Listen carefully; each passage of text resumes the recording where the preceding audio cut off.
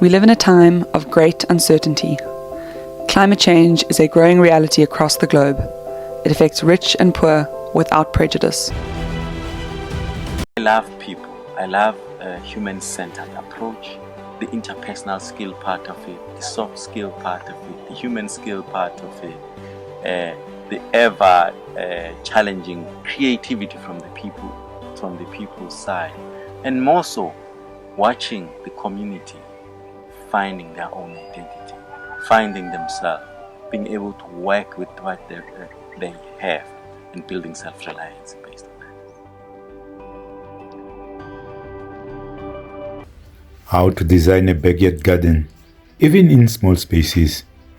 What if I told you it's not about how big your space is, it's about how well you use it. Most people think, I don't have enough space to grow food. But the truth is, even a small backyard, if designed properly, can feed you. Today, I'm going to show you how.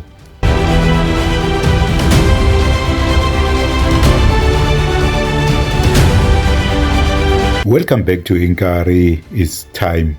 I'm Kondos, your host. In the last video, I showed you how I started my backyard garden using what I already had. No money, no excuses, just action. Today, we go one step deeper because starting is powerful, but designing properly is what makes it sustainable. This is where many people fail.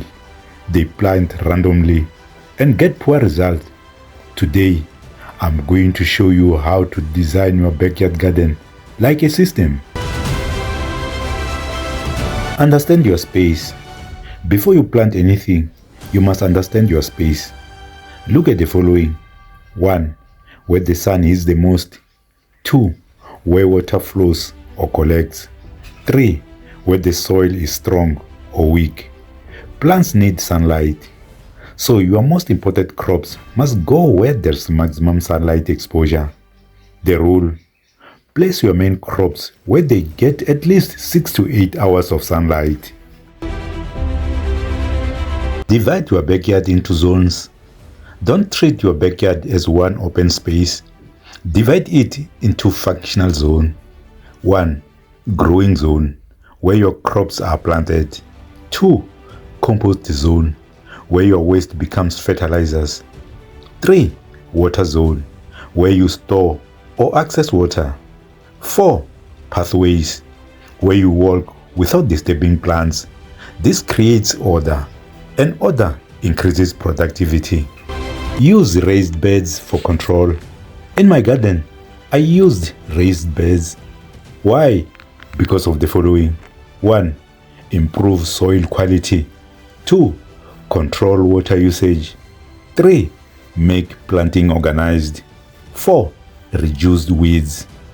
Even simple raised beds made from soil, bricks or wood can transform your results. Key tip: keep your beds narrow enough so you can reach the middle without stepping inside.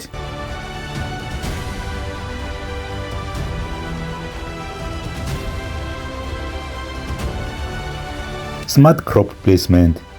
Don't just plant anything anywhere. Place crops strategically. Leafy vegetables like spinach and mchina, easy access, frequent harvest. Tall plants like tomatoes and peppers at the back so they don't block sunlight. Root crops, beetroot and onions in deeper, softer soil. And don't forget marigold. It's not just a flower, it protects your crops from pests. This is called companion planting.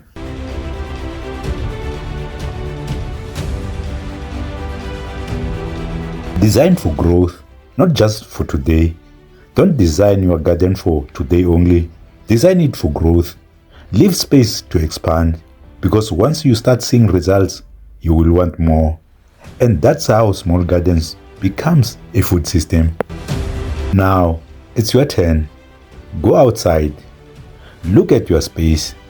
Divide it into zones.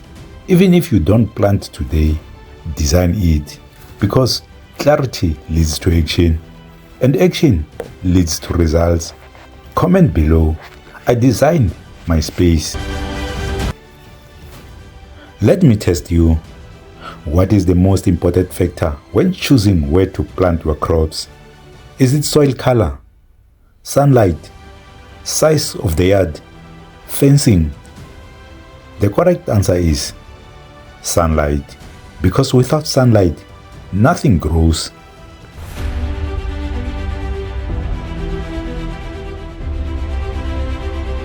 Now you have structure. You are no longer guessing. You are building.